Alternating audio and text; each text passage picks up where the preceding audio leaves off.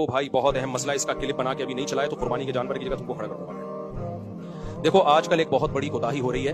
اجتماعی قربانیوں میں لوگ نوٹ کما رہے ہیں۔ اجتماعی قربانی میں آپ نوٹ نہیں کما سکتے، یہ بزنس کا جائز طریقہ نہیں ہے۔ جو جائز طریقہ ہے بزنس کا وہ بھی میں آپ کو بتا دوں، اگر نوٹ کمانے ہیں تو کیسے کرو گے۔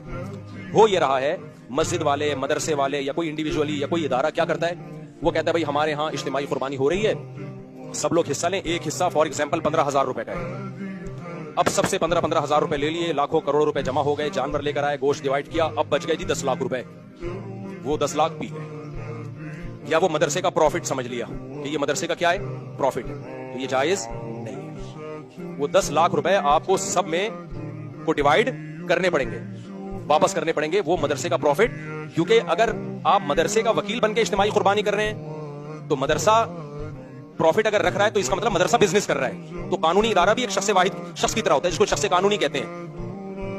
سمجھ رہے ہیں کہ نہیں سمجھ رہے؟ ادارہ بھی کیا ہوتا ہے، ایک فرد کی طرح بزنس کرے گا، اس کے بھی بزنس کے جائز ہونے کے احکام وہی ہیں جو ایک فرد واحد کے ہیں۔ کوئی ادارہ سودی لین دین نہیں کر سکتا۔ مثال کے طور پر آپ نے کسی مدرسے کو 1 کروڑ روپے،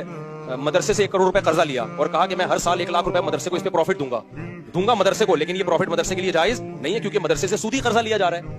تو ایسے ہی مدرسے کے ساتھ جب بزنس ہوگا تو بزنس کے احکام وہی ہیں جو جمشید کے ساتھ بزنس کے احکام ہیں۔ وہ کیا ہے وہ میں بھی آ کے آپ کو بتاتا ہوں۔ سمجھ رہے کہ نہیں سمجھ رہے؟ تو اب کرنا یہ ہے کہ جب کسی مدرسے یا مسجد کی طرف سے اجتماعی قربانی ہو رہی ہے تو آپ نے یہ کرنا ہے کہ بھائی جتنے ایک حصہ ہم اتنے کا لے کر آئیں گے، جو پیسے بچ جائیں گے ہم آپ کو واپس کرنے کے پابند ہیں، اور اگر آپ اجازت دیں تو ہم مدرسے کے ڈبے میں ڈال دیں، یہ رسید پہ پہلے لکھوا لیں ہم۔ پھر اب جب وہ پیسے بچیں گے، اگر کوئی شخص کہتا ہے میں نے اجازت دی تھی آپ کو کہ یہ مدرسے میں ڈال دیں، لیکن میں وہ اجازت کینسل کر رہا ہوں، مجھے پیسے واپس دو، تو آپ کو دینے پڑیں گے، کیونکہ اس ایگریمنٹ کی کوئی شرعی حیثیت ہے نہیں۔ یہ بس ایک اخلاقی پابندی ہوگی کہ بھائی میں نے کہا تھا جو پیسے بچ جائیں تو مدرسے میں ڈال دینا، اس وقت میرا موڈ یہی تھا، لیکن پیسے تو چونکہ میرے ہیں تو واپس دے دو مجھے، تو آپ کو واپس دینے پڑیں گے۔ عام طور پہ دیکھا یہ جا رہا ہے کہ مسجد والے، مدرسے والے جو اس طرح کی قربانی کرتے ہیں وہ واپسی کا آپشن نہیں رکھتے، اور اگر رکھتے بھی، اگر وہ کہہ بھی دیتے ہیں کہ جو پیسہ بچے گا ہم مدرسے میں فنڈ کے طور پہ دے دیں گے، تو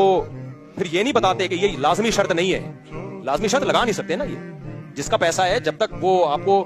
عین وقت پہ جب اس کا حق آئے گا تو اس وقت اگر وہ اجازت دیتا ہے تو ٹھیک ہے، نہیں دیتا تو اس کو حق ہے۔